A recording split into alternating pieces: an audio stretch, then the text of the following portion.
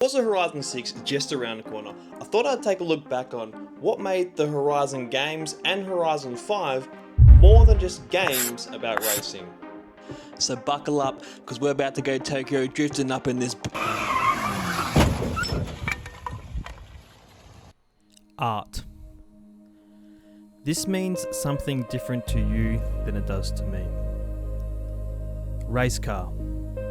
The only known English word that's the same both forwards art boy. and backwards. Let's just keep it a bit fun. Right? Let's keep the vibes up. Let's keep it fun. Growing up, the racing game community seemed to be split into two very distinct groups. You had the sim racers who took things very, very seriously, and they were tracking things like tire pressure, air intake, downforce, fuel pressure, fuel temperature, air temperature, exhaust temperature, spark plug ignition timing, humidity, carburetors. Does it sound like I know what I'm talking about here? And then you had the other half who, let's be honest, just wanted to rip 6 kids.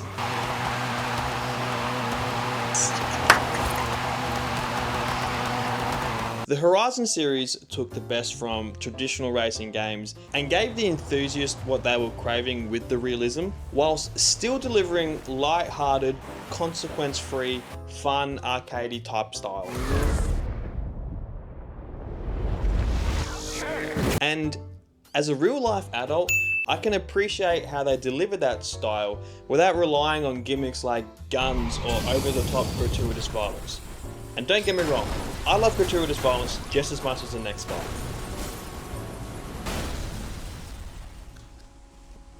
Now, I've learnt my lessons about versus videos, so this isn't going to be one.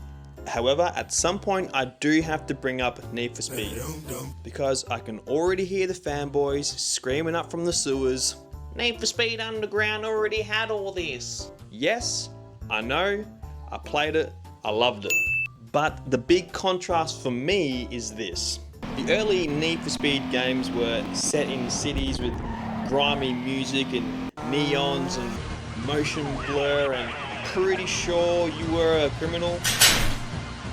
Whereas Horizon gave you these open, bright, vibrant, luscious maps that look amazing and had plenty to do and explore.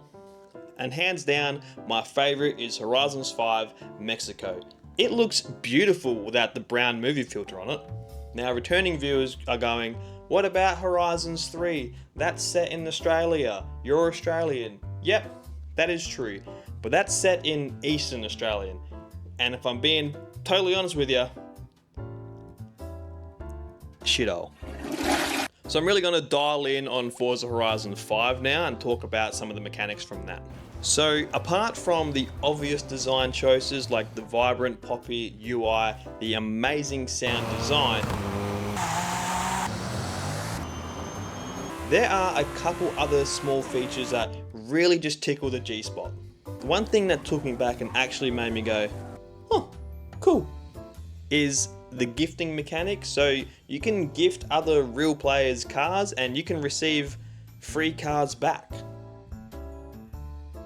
Not that I needed any more free cars because I had all these in the first 10 minutes of the game. And it's not just cars that you can share your own designs, your own tuning decals. The community aspect for a game that is a racing car game, it's everything the new Skate Dot wishes it could be. Regarding the sound design, there are a couple good soundtracks to this, but I'd much rather just turn the radio off and listen to my own pre-selected music. But I'm more talking about the way things happen and when things pop off and the actual world sound. I don't know if it's just me and my impeccable timing, but every time I hit a jump or cross the finish line, it always seemed to match up with like the drop or the beat of a song. And I need to know, does this happen to anyone else? Can you comment below for the sake of my sanity, please? Also, a good time for a quick channel segue. Some people wanted more knee, some people wanted less knee. So what you're watching now is the censored YouTube version. If you want to watch the uncensored version, you can support me on Patreon, where you can see all these in their 4K glory. So Horizons 5, don't get me wrong, it's not the perfect game. For one, it doesn't have the 1999 Hyundai Elantra, big miss. Big miss. Oof. But also, while the visuals do look cool, it took me forever to understand the map and the UI. I was struggling to figure out where to go, where I've been, what to do, what I have done. There's just a lot happening here. And also, I'm British. Not bad. Exit procedure was a bit rough. Alright, Gav. Alright, guys. At the end of the day though, I can look past the UI design because the whole reason I'm making this video is because I didn't need it. I constantly find myself driving around this game doing nothing. No objectives, no missions, no goals, just driving in Discord with the buddies, listening to the exhaust crackle.